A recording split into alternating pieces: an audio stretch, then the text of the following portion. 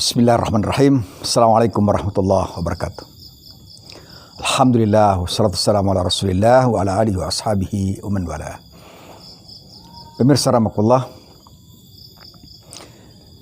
bagaimana sebenarnya kita berdoa kepada Allah dengan cara yang baik, sopan, dan kemungkinan besar diterima Allah Subhanahu wa ta'ala.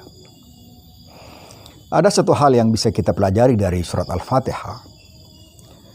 Bagaimana kita meminta kepada Allah dengan berdoa ihdinas siratal mustaqim. Tapi kita lihat sebelumnya apa yang Allah firmankan dan ajarkan pada kita semua.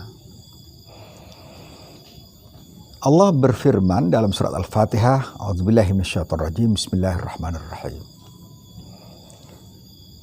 Bismillahirrahmanirrahim. Alhamdulillahi rabbil alamin.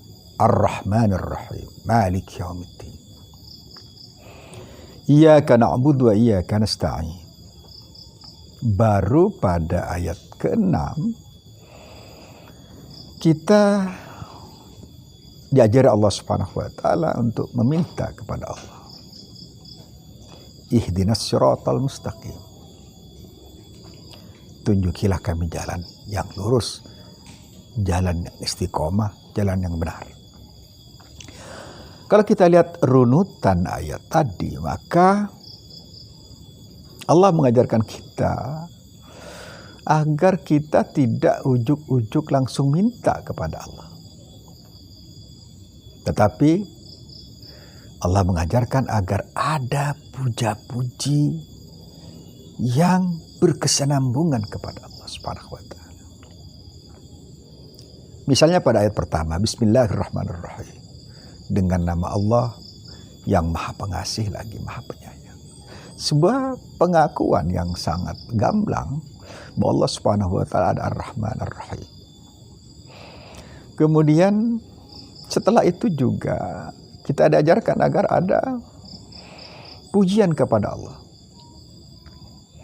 Alhamdulillahirabbil alamin. Sekali lagi kita diajarkan untuk memuji.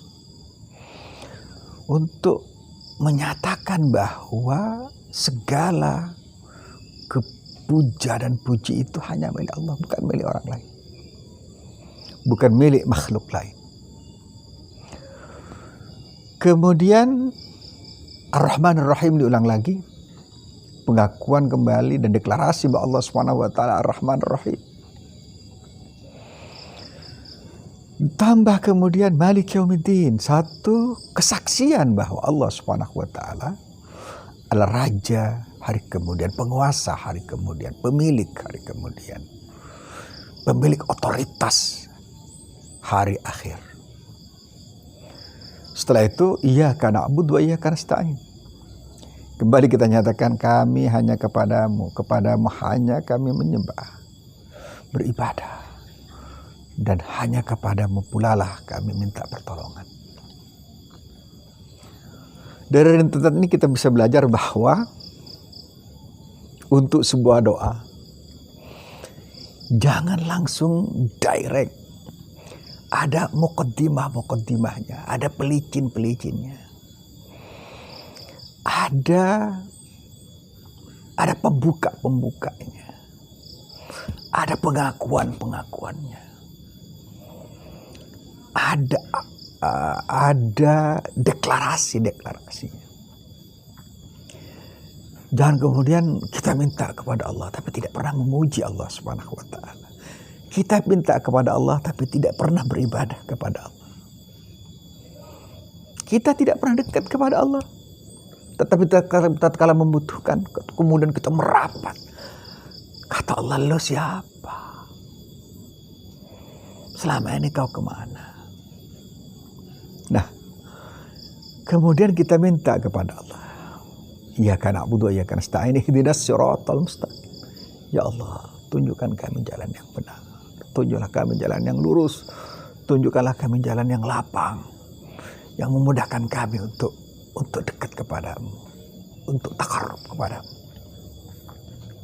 Siratal ladzina an'amta 'alaihim ghairil maghdubi 'alaihim waladdallin. Jadi Pemirsa rahimakumullah, kalau kita ingin berdoa, misalnya pada doa-doa yang lain, kita senantiasa alhamdulillahirabbil alamin wassalatu wassalamu ala asyrafil anbiya'i wal mursalin. Jangan kemudian langsung Rabbana atina fid dunya hasanah, tanpa ada pembukaan, tak ada muqaddimah, tanpa ada puja-puji yang menunjukkan kerendahan diri kita di hadapan Allah Subhanahu wa taala, ketawaduan kita di hadapan Allah Subhanahu wa taala. Sebab pada doa itu sebenarnya ada kalimat perintah. Maka orang-orang yang berdoa tanpa muqaddimah rada maksa kepada Allah itu. Dia tidak pernah mengatakan ketawaduannya, tidak pernah mengatakan kerendahan hatinya. Tiba-tiba Rabbana atina fid dunya hasanah wa fil akhirati hasanatan wa qina adzabannar. Buka dulu. Alhamdulillah rabbil alamin. Wa bihi nasta'inu ala umuri dunya waddin. Wassalatu wassalamu ala asyrafil anbiya'i wal mursalin. Misalnya, Allahumma rabbana hab lana min azwajina wa dzurriyyatina qurrata a'yun. Bahkan ada doa yang sangat manjur yang tidak ada kata pinta. Misalnya Allahumma malikal mulki tu'til mulka man tasya' wa tanzi'ul mulka man tasya' wa tu'izzu man tasya' wa tudhillu man tasya' bi yadikal khair innaka ala kulli syai'in qadir tulijul laila fin nahar wa tulijul nahara fil lail wa tukhrijul hayya minal mayyit tukhrijul mayyita minal hayy tarzuqu man tasya' bi ghairi hisab. Misalnya tidak ada pinta, tapi Allah tahu bahwa itu ada selipan keinginan dari orang yang berdoa agar apa yang menjadi sifat Allah yang menjadi kita pujikan itu Allah berikan kepada kita. Tu'izzu man tasya' wa tudhillu man tasya' bi yadikal khair innaka ala kulli syai'in qadir. Tulijul laila fin nahar wa tulijul nahara fil lail tukhrijul hayya minal mayyit wa tukhrijul mayyita minal hayy tarzuqu man tasya' wa tarzuqu man tasya' wa tarzuqu man tasya' bighairi hisab. Kau memberikan rezeki kepada siapa yang kau sukai. Kita tidak meminta, tapi kita mengakui.